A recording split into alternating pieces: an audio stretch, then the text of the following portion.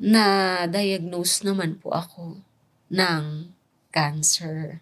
Parang gusto mong itanong siyempre tao, ano po ito? Dadaan man ako sa ganitong pagsubok pero alam kong may pag-asa. Masarap yung may pagsubok. Kasi doon mo rin lalong mararamdaman yung pagtulong ng Ama.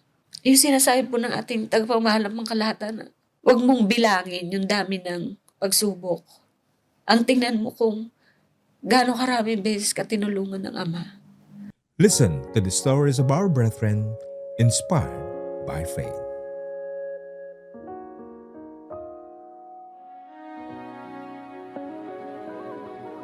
Magandang araw po sa inyong lahat. Kumusta na po kayo? Sana nasa mabuti po kayong kalagayan habang kayo po ay sumusubaybay sa ating palatuntunan. Welcome po kayo sa panibagong episode ng Inspired by Faith. Ako po ang kapatid na Cheng Dilawa.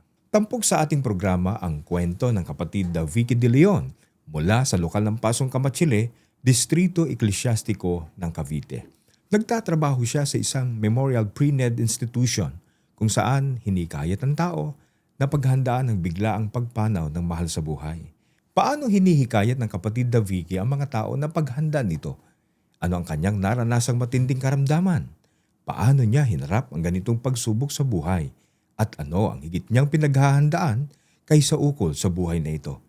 Samahan niyo kami ating subaybayan ang kanyang kwento ng paninindigan at pananampalataya dito sa Inspired by Faith.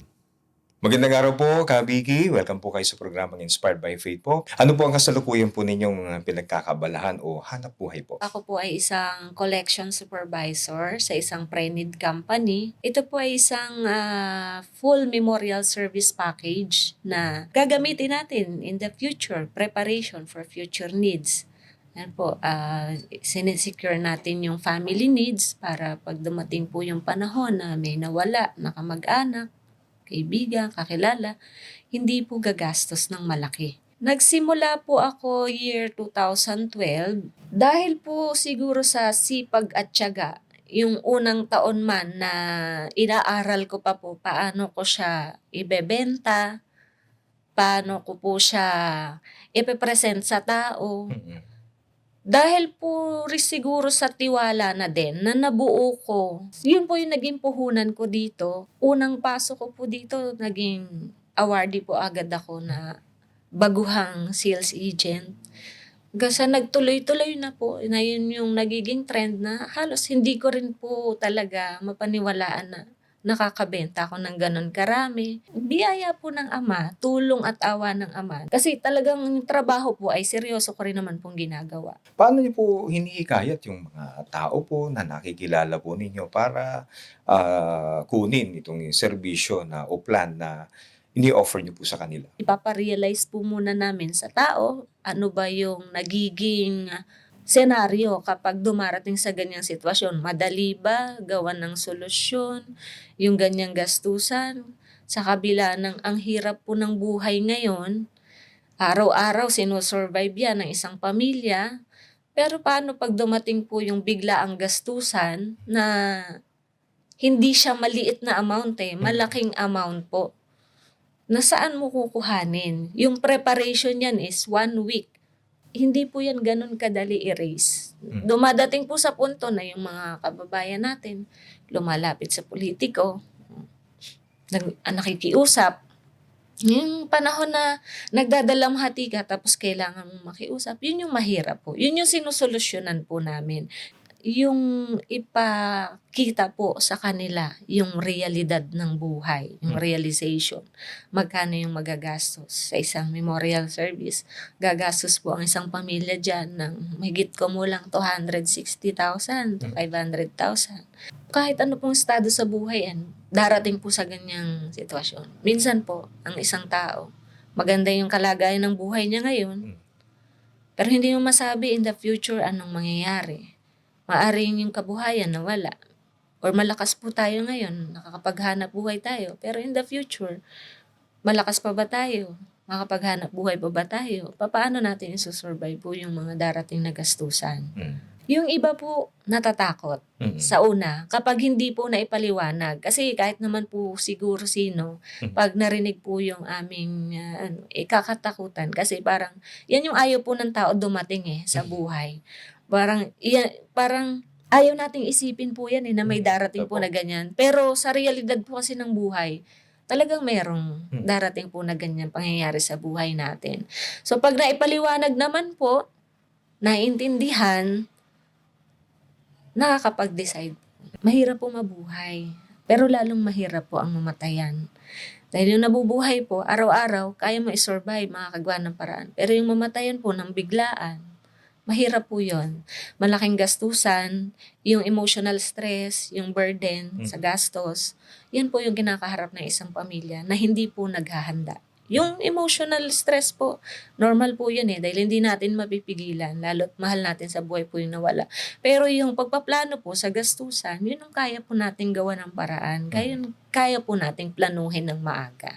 So in span of ilang years ay na-promote po kayo. Ano po yung unang-una po ninyong naging position po sa company po? After 5 years po, naging sales team leader po ako. Una po ayoko dahil sa baka hindi ko po kayanin yung stress. And ang akin lang naman po, importante yung income po ng pamilya. Yun lang naman po ang goal ko sa pagtatrabaho. Pero may isang nagpa-realize po sa akin na haba pa lang umiidad ka, dapat yung position mo tumataas din. So kontento na kayo dati sa ganun lang? Dati po kontento Opo. na ako sa income ko lang. Pero na-realize ko po, tama naman. Dapat may achievement ka sa buhay. Lalo na po sa isang tulad ko na hindi talaga din po ako tumitigil mangarap para sa sarili ko. Sales team leader po ako ng 2 taon.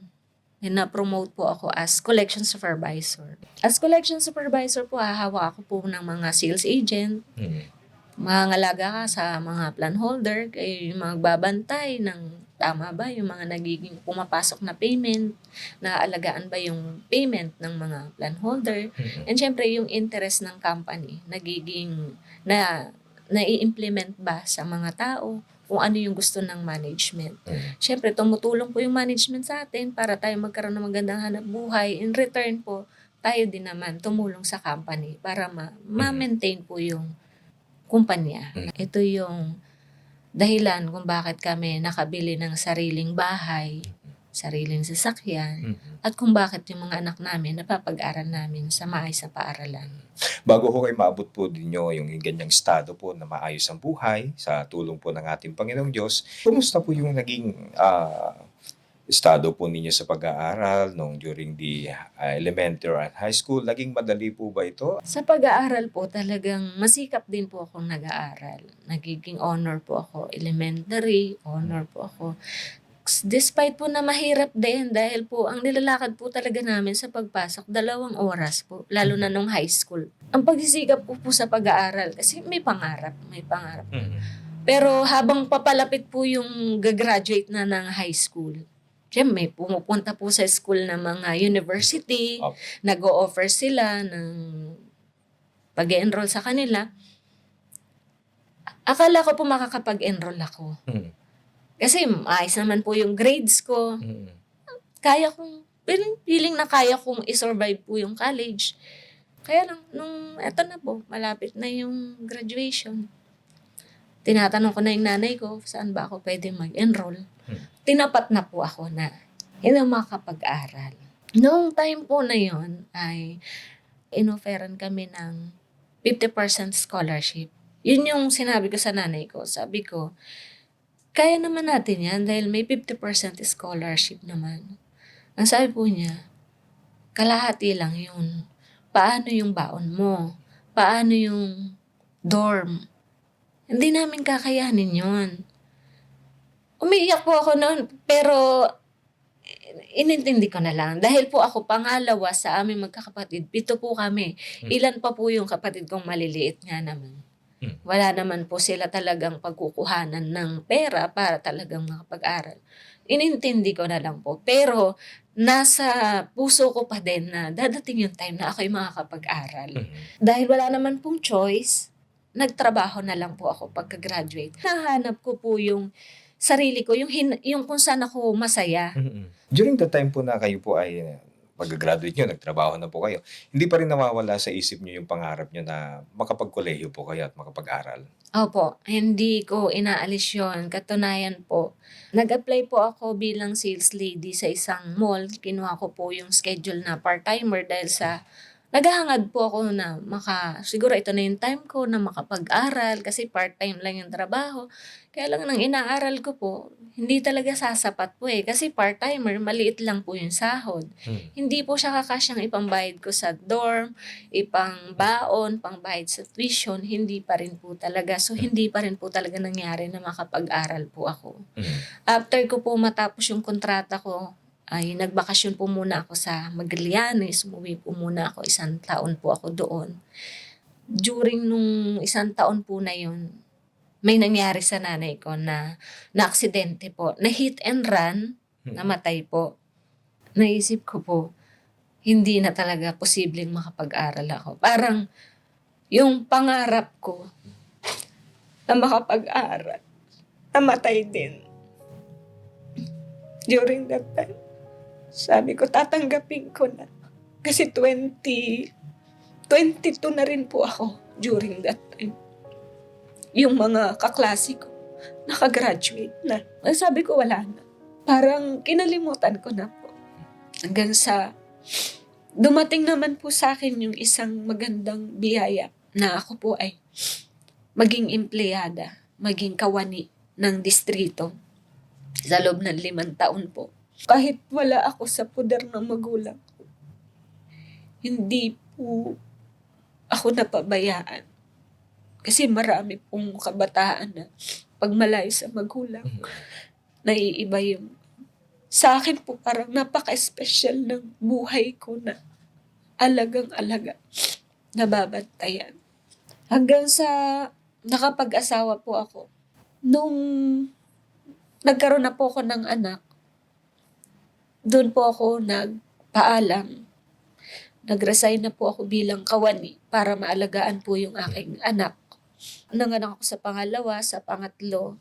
So, 4 na taon po akong na-stuck sa bahay. Hanggang sa naisip ko po maghanap ng trabaho. Nakita ko po itong kumpanya na to, na kasalukuyan po ang pinagtatrabahuan ko. Nakita ko yung ganda ng produkto.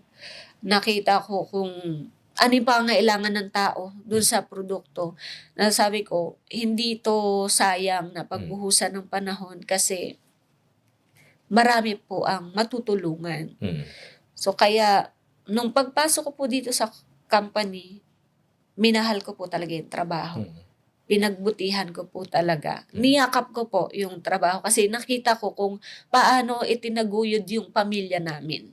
Sabi ko, ito biyaya ng ama ito. Dahil hindi naman ako magaling, hindi naman ako madaldal na tao para mapapunta sa sales, pero yung pumapasok na blessing, yung biyaya na yung dami ng benta na hindi ko po ma-imagine din na saan nanggagaling, biyaya ng ama yun. Yun yung biyaya na hindi mo inaasahang ganun po siya darating. Noong ako po ay sales agent, syempre iba-ibang tao po yung nakakausap ko sa field.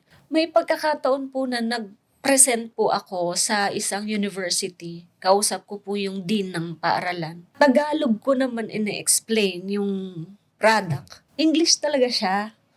So sabi ko, parang na-challenge ako na ganito na parang kailangan ko talagang mag-aral. Kailangan talagang magkaroon ako ng improvement sa sarili ko na paghaharap ako sa ganitong klase ng kliyente, hindi ko to papakawalan. Kasi ang hirap po nung haharap ka dahil lang sa hindi mo ma-explain, kliyente na nawala pa. Nag-enroll po ako sa TESDA.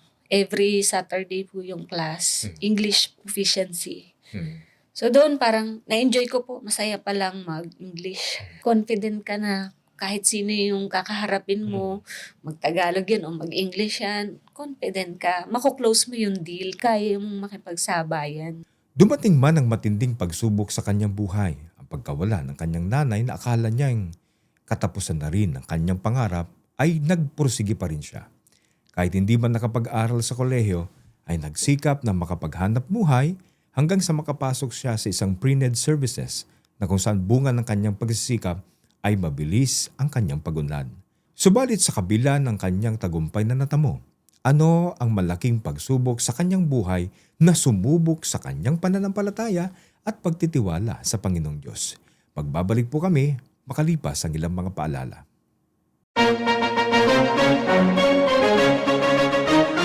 Ito ang INC Radio, DZEM 954, ang tinig ng katotohanan, himpilan ng Iglesia ni Cristo, sumasahimpapawid mula sa Quezon City.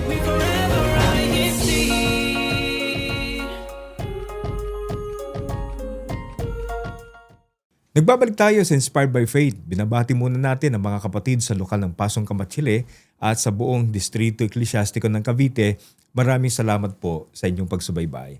Sa pagpapatuloy ng kwento ng kapatid na Vicky, ano-ano pa ang matinding pagsubok na kinaharap niya para makamit ang tagumpay? Ano ang kanyang naging paninindigan sa kabila ng naranasang pagsubok sa buhay? So mula po noon ay bumalik yung inyong alaala na may pag-asa pa para mag-aral ako. Wala pa pong 1 year. Kaka-promote ko lang po as collection supervisor. Yun na yung tinawagan po ako ng manager na nasa field po ako. Sabi niya, Vicky, mag-enroll ka. So ako parang iniisip po, nagbibiro ba o seryoso? Sabi ko, sir, paano po yung trabaho ko? Yung trabaho ko po, more on paperworks kapag nasa office na. Yun yung instruction, mag-enroll ka. So pumunta po ako university na hindi ko po alam kung anong i-enrollan ko. Punta lang po talaga ako doon. Pagdating ko po doon, tumawag ulit ako, sir, ano po ang course na kukunin ko? Kuha ka ng related sa position mo. Business ad, ganyan. Major in marketing management. Nung kausap ko na po yung dean, hindi ko pa rin po alam kung ano yung mga iti-take kong subject. Tawag po ulit ako, ano pong subject ang mga iti-take ko dito? Take mo yung mga may prerequisite, yun yung unahin mo. Huwag kang mag-full load kasi may trabaho ka. Kailangan yung hinahinay lang tayo, sabi nila ganun. So nag-enroll po ako, take ako ng siguro mga 24 units. During nag-enroll po ako, umiiyak po talaga ako. Bakit po? Kasi imposible nangyari po.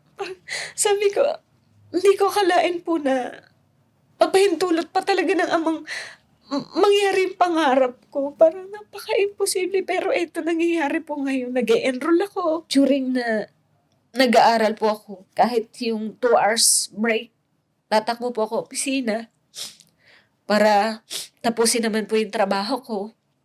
Then after office, babalik po uli ako para tapusin. Sabay-sabay ko po yun ginagawa. Hindi ko na din po alam talaga kung paano ko nakayanan yung full-time nanay. During that time, wala naman pong nag-aalaga sa mga bata. Pandemic po kasi, doon ako inabutan po ng pag-aaral. Which is naging advantage po para sa akin dahil yung hindi na ako pabalik-balik ng school. During ng pandemic, online class. Kahit nasa office po ako, nag-exam ako, nasa office. Gaano naman po kahalaga po na sa panahon na yan, na busy kayo sa trabaho, sa pamilya, sa pag-aaral, yung pagtupad po ninyo ng tungkulin po? Yun po ang pinaka-priority ko, yung pagtupad ng tungkulin. At awa po ng Diyos, hindi naman dumating sa akin yung mahadlangan ako. Talagang binibigyan ako ng lakas po ng Panginoong Diyos na magampanan ko po lahat. At during that time po, hindi ko rin po napapabayaan yung trabaho, yung aking mga nasasaklawan sa hanap buhay, nagagayad pa rin po ng maayos. Gumraduate po ako ng year 2022 sa New Era University po. Kung dati nakikipagsabayan, mas lalong confident ka na makipagsabayan kasi may degree ka na. Doon sa mga nakikinig po ngayon na nangangarap din na pag-graduate, makapagtapos sa pag-aaral, saan natutunan po ninyo sa inyong karanasan? Ano po mai-share niyo po sa kanila? May papayo po? Yung pag-aaral po pala, wala naman pong pinipiling edad. Basta itiwala lang po natin sa Ama. Huwag magpabaya sa tungkulin. Kung makakabuti sa atin, ibibigay po yun. Bibigay sa panahong hindi mo na inaasahan. Pagkatapos na kayo po makagraduate, maging maayos ang lahat, ano po ang isa sa major pa na naranasan po ninyo? 2023 naman po, January, na-diagnose naman po ako ng breast cancer. Pa-check up po ako. Never, nakapako lang po, di ko pa alam. Ang sabi nila, magpa-ultrasound, breast ultrasound, magpa-mammogram. So after po nun, lumabas yung result na meron po talagang suspicious. Nung mabiopsy po yun, nananalangin ako na sana hindi naman masama, sana wag namang itulot. Kinuha ko po yung biopsy after office. Halos wala na pong tao nun sa hospital kasi hapon na. Habang pauwi po ako, sa sasakyan po ako. Binuksan ko po yung result. Sinend ko po dun sa kinakapatid ko na doktor. Gusto ko lang ma-confirm sa kanila. Pero malakas na po yung kaba ko. Nag-chat na po yung kinakapatid ko. Ate, kailangan mong magpa-check up sa onco. Early stage, ate. Tumulo na po yung luha ko. Kasi sabi ko, naging masikap ako sa lahat. Parang gusto mong itanong, syempre tao, ano po ito? Wala kasing binigay po sa akin ng ama na makakasama eh. Although yun ay sakit, nangibabaw pa rin yung pananampalataya, yung pagtitiwala po sa Panginoong Diyos na kung ano man po ito, kung kalooban mo man po ito, tulungan mo po kung matanggap ko, tulungan po kung malagpasan ko. Wala naman pong imposible sa iyo. Nagkaroon po ako ng pag-asa nung sinabi po sa akin ng doktor na early stage. Buti na trace mo kaagad. Sabi po ng doktor, curable. Sabi ko, mahal pa rin talaga ako ng ama. Mahal talaga ako ng ama kasi dadaan man ako sa ganitong pagsubok pero alam ko may pag-asa. Kaya nung pinaliwanag na po sa akin lahat ng dadaanan ko na gamutan, lahat po yun ginawa ko. Dahil sa kagustuhan ko na gumaling, kagustuhan ko na madagdagan po yung buhay ko. So nagsimula po kami sa mastectomy. Tinanggal na po yung right breast. After 1 month, nung makarecover na po yung katawan, proceed na po kami ng chemotherapy. Sa chemotherapy po, sobrang mahirap po ang chemotherapy. Doon ko naintindihan bakit yung iba hindi tinatapos. Bakit yung iba nagkakaroon ng depression. Kasi sa chemotherapy po, halo-halo po yung mararamdaman nyo. Yung mga pre-meds po nila na nakakahilo, sobrang kate ng katawan nyo. Hirap po ng dadaanan. Actually po, kada chemo, kinakatakutan ko yung pre-meds. Yung mga isasaksak po sa inyo bago yung chemo drugs. Talagang iniiyakan ko po yan. Sabi ko, alam ko matapang akong tao, pero yung pre-meds ng chemo, talagang iniiyakan ko po yan. Ang iniisip ko na lang po nun, daanan ko to, tiisin ko to para sa mga anak ko, para gumaling ako, para madagdagan buhay ko. Matatapos din to. Kapag ka po kasi dumaan kayo sa chemotherapy, yung init ng katawan po, doble. O baka triple pa po sa init na nararamdaman po ng normal na tao. Tapos yung, alam niyo yung papasok pa rin po ako, after mga 10 days papasok po ako sa trabaho, kailangan kong mag-wig. Napakainit. Sa pagtupad po, kala ko mabibitawan ko po yung tungkulin ko kasi nawalan po ako ng buhok. During nasa chemo po ako, nagwiwig na lang po ako para makatupad ako bilang mga awit. Yun na lang po yung nagpapalakas ng loob ko na pinapahintulot pa rin nga ng ama na kahit na nasa gamutan ako, makatupad ako ng aking tungkulin. Natapos po ako ng last chemo ko ng November din po, same month, tumanggap po ako ng award naman bilang pang 8 best collection supervisor sa buong Pilipinas. Kaya sabi ko, hindi ka natin malulungkot po dahil sa inaaliw ka na din ng ama. May mga bagay na binibigay ang ama para maaliw ka. Tapos in January 2024 po, hanggang February, natapos ko po yung radiation. Tuloy-tuloy na po yan. Every 6 months monitoring po. Pero so far po, ngayon, ang sabi po ng doktor ay maganda yung recovery. Kasi yung sa CBC, yung blood count po, nag-normalize na po. nararamdaman ko na rin po yung lakas ko, bumalik na rin po. Kasi during dumaan po sa radiation, sa chemotherapy, nawala po yung balance. Lahat po yun naibalik na. Nagsikap po ako na mag-gym, lahat po ng nag-exercise para bumalik po yung lakas. Sino sinasampalatayanan po ninyo na nagpagaling po sa inyo? Siyempre po, lahat po ng yan, sa tulong at awa ng Panginoong Diyos po yan. Ang Diyos po ang lahat ng nagbigay ng kagalingan po na yan. Wala pong iba. Na hindi po ako pinabayaan na manghina, hindi po ako pinabayaan na bumigay, sumuko. Yung sinasabi po ng ating tagapamahalang mga kalahatan na huwag mong bilangin yung dami ng pagsubok. Ang tingnan mo kung gaano karaming beses ka tinulungan ng Ama. Yung mabuhay po na meron kang pananampalataya, meron kang Diyos na nalalapitan. Wala pong hindi kaya. Hindi magiging malungkot po. Kahit mahirap ang buhay. Doon ko po na-realize na masarap yung may pagsubok. Kasi doon mo rin lalong mararamdaman yung pagtulong ng Ama. Hindi lang po pagpapala ang tatanggapin natin sa ating Panginoong Diyos. Pati po yung mga pagsubok. Nandiyan po talaga yung pagpapala. Pag yan nalagpasan po natin, pinatitibay tayo ng Ama. Yun po yung iba yung pagpapala. Kaya yan po ay pagsubok, yun ay biyaya, tanggapin po natin. Kasi lahat po yun ay pagmamahal sa atin ng ating Panginoong Diyos. Anong higit sa lahat na dapat paghandaan po ng tao batay po sa naranasan niyo po sa buhay po na ito po? Ang dapat po talaga natin na paglaanan, paghandaan, yung papaano natin kakamtan po yung buhay na walang hanggan sa pamamagitan po na magtalaga sa paglilingkod, magpabayaan yung tungkulin. Hindi lang po yun yung yung magiging future ng mga anak mo. Hindi po bilang isang magulang ang titingnan mo pag nauna ka ba, sila ba makakapanindigan, magkikita-kita ba kayo sa bayang banal?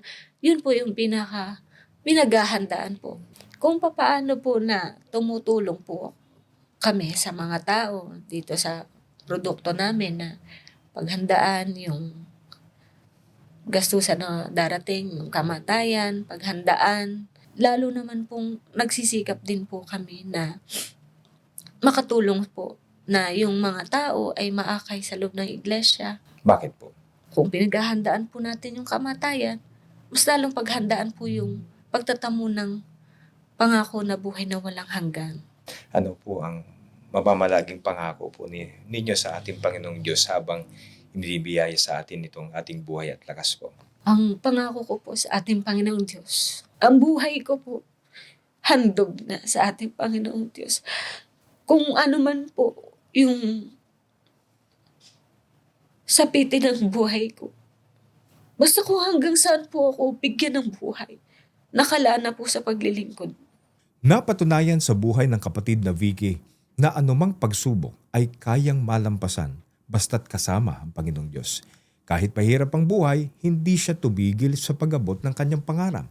Dumaan man sa patinding karamdaman, pero kailanman hindi kumupas ang kanyang pananampalataya sa magagawa ng Panginoong Diyos sa kanyang buhay.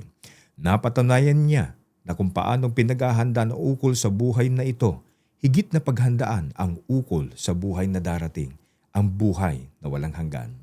Naway, na-inspire po kayo sa kwento na aming ibinahagi sa araw na ito.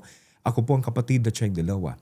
Dito sa programang where we listen to the stories of our brethren inspired by faith.